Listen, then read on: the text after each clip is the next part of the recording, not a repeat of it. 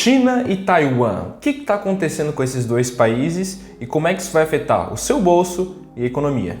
Esse vídeo vai ser para explicar um pouco sobre o que está acontecendo nesse conflito, quais são as consequências, como que surgiu e a forma de se proteger caso venha aí acontecer o pior. O meu nome é Victor, esse é o Investidores Invictos e roda a vinheta.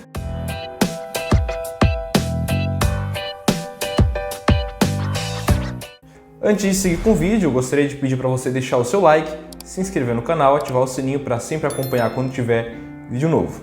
Beleza? Indo direto ao assunto, né? Vamos ver como é que começou esse conflito entre China e Taiwan. Bem, até 1949, a China e Taiwan eram um território unificado, né? Aí teve a Revolta Popular Chinesa, né? Que aí Mao Tse-tung transformou o governo comunista, aí se dividiu, né? Quem era nacionalista e não queria pro lado de Mao Tse-tung acabou fugindo para Taiwan e aí os territórios se dividiram politicamente, né? Sendo aí a República Popular Chinesa a China continental que a gente conhece e, né, a República Chinesa que aí se tornou o território de Taiwan. Aí foi reconhecido, né, a região se chamava Taiwan, foi reconhecido então como um país, embora os próprios taiwaneses se reconheçam sendo chineses, né? Eles falam que lá é a verdadeira China. E o que acontece? Com essa separação que teve, os Estados Unidos, obviamente, né, naquele contexto de pós-guerra mundial, luta contra o comunismo, acontece que os Estados Unidos foi apoiar Taiwan, o que dificultou muito, né, a comunicação com a China para o resto do mundo durante um bom período de tempo. Principalmente, né, na guerra que a China estava travando contra a Coreia e que justamente foi lá Estados Unidos e Taiwan que ficaram também enfrentando a China nesse confronto. E mesmo com o fim dessa guerra, a China e Taiwan, né, o clima não esfriou, continuou sempre bem instável por conta de posicionamentos. Sempre que Taiwan se posicionava no cenário mundial como um país independente, democrático, a China se opunha, né, a esse posicionamento, inclusive com ameaças, né, de mísseis, posicionamento de exército e coisas que sempre fizeram Taiwan ter um pé atrás. Coisa, né, que fez com que os Estados Unidos ajudasse Taiwan desse lado, né, fornecendo armas, subsídios bélicos, tudo para que a China não conquistasse de novo Taiwan. O que, claro, para os Estados Unidos era uma vantagem, afinal ele tinha aí mais um parceiro econômico, mais um parceiro bélico estrategicamente do lado da China.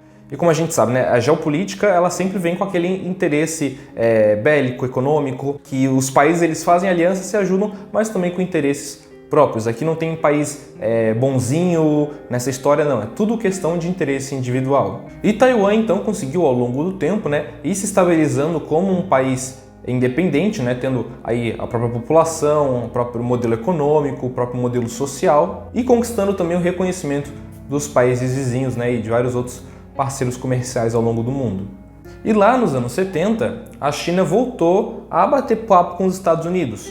Por quê? Porque Mao Tse-tung morreu e assim a China quis abrir as portas para o comércio exterior novamente. Então a China, em 1976, fez uma reabertura econômica, começou a receber capital estrangeiro, de que forma, né? Privatização, abertura de franquias, começou a deixar o mercado externo entrar no território chinês. E com todo esse investimento do exterior, né, uma vez que como as políticas econômicas monetárias eram muito concentradas na China, acontece que eles tinham um certo controle cambial da moeda ser muito desvalorizada, mas que eles conseguissem controlar para a economia interna. A questão é que quando eles abriram para a economia externa, obviamente ninguém colocava fé na moeda deles, né, por ser um país aí ditatorial, e eles viram benefício nisso, né? A gestão fez o quê? Pensou, poxa, a nossa moeda é muito desvalorizada, vamos manter ela baixa artificialmente de forma com que a gente consiga exportar com mais facilidade, ou seja, comprar produtos da China passa a ser barato para os países estrangeiros. E dessa forma a China consegue se capitalizar com essa moeda estrangeira, entendeu? Ou seja,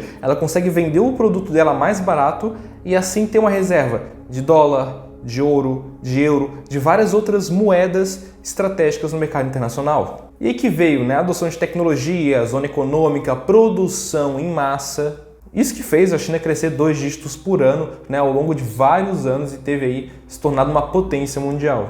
O famoso Made in China. Mas em 2008, né, os laços entre a China e Taiwan começou a se estabilizar, pelo menos isso que a gente achava, né? Porque eles fizeram uma cooperação econômica por conta desse trecho de Taiwan, né, o Estreito de Taiwan ele é uma rota marítima muito importante para o comércio internacional, então ter boas relações com Taiwan foi um ponto positivo, até porque Taiwan também sabia que por conta do tamanho ela estava em desvantagem e que ela precisava manter boas relações, mesmo não reconhecendo o governo chinês. E em janeiro, a presidente de Taiwan foi reeleita e ela veio de novo com aquele posicionamento: nós somos um país democrático e independente. Aí a China começou a ficar cabreiro, Xi Jinping não gostou dessa ideia e voltou a ficar de olho em Taiwan.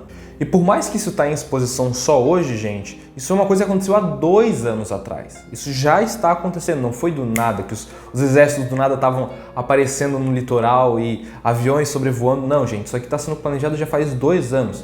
Teve lá desde antes do início da pandemia. E claro, por conta da pandemia, problemas econômicos, a própria guerra da Rússia contra a Ucrânia, tudo isso foi mascarado, né? Ficou lá em uma zona meio nebulosa, as pessoas não estavam enxergando o que estava acontecendo, porque o foco internacional estava em outro canto. Mas aí, com as ameaças mais frequentes e mais duras, começou a chamar a atenção dos outros países. E é claro que os Estados Unidos foi se meter. E o que aconteceu?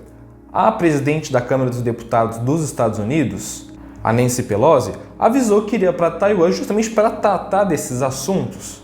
Lembrando que ela, sendo presidente da Câmara, é a terceira no comando dos Estados Unidos. E o Xi Jinping ficou irritado, ele falou que não gostou e falou que, se eles se meterem, vai ter volta para os Estados Unidos. E agora, com a ameaça mais iminente, agora, dia 5 de agosto, teve aí o primeiro míssil disparado realmente em território taiwanês. E só Deus sabe a proporção do que pode acontecer agora. Se vai acontecer como foi na Ucrânia, se o conflito pode ser resolvido de forma diplomática. Enfim, é mais um fator para gerar essa recessão global. Então vamos lá. Pandemia, descontrole da inflação, guerra na Ucrânia, sanção econômica e agora guerra em Taiwan. É muito complicado, muito sensível falar sobre esses assuntos, até porque a gente não está tratando só de investimentos, economia, embora seja o foco do canal. E acima de tudo, a gente precisa saber onde colocar o nosso dinheiro para se proteger disso. E aqui não é uma estratégia de como ganhar dinheiro com a guerra. Aqui é uma estratégia de como proteger o seu dinheiro da guerra.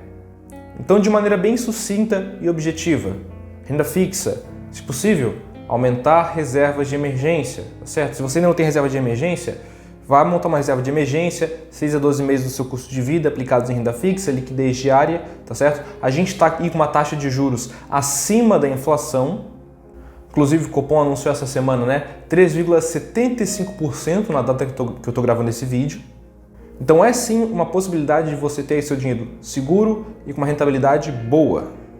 E aqui quando fala de juros altos, até questão de expor a dólar, certo? A gente tem uma taxa de juros que está com uma proporção crescente e na renda variável aí nós temos, né, setores perenes e bons pagadores de dividendos. Então aí, ó, setor bancário, energia elétrica, saneamento, podem ser aí boas opções dentro de uma estratégia de segurança. Eu não estou falando de ações de crescimento, não estou falando de estratégia de ganhar dinheiro, eu estou falando de segurança nos seus investimentos em períodos de crise. Isso não só no momento agora, isso não é uma recomendação de investimento. Eu estou te ensinando a gerir melhor o seu dinheiro em momentos de crise. Galera, o vídeo vai ficando por aqui. Eu espero poder ter te ajudado, ter te informado, esclarecido um pouco o que está acontecendo no cenário mundial. Por isso eu peço que deixe o like aí para ajudar o canal a crescer, se inscreve se você quer continuar vendo os nossos conteúdos e, claro, não se esquece de seguir as nossas redes sociais, @investidoresinvictos no Instagram, para ter um contato mais direto com a gente. É isso aí, galera. Por hoje é só e até o próximo vídeo.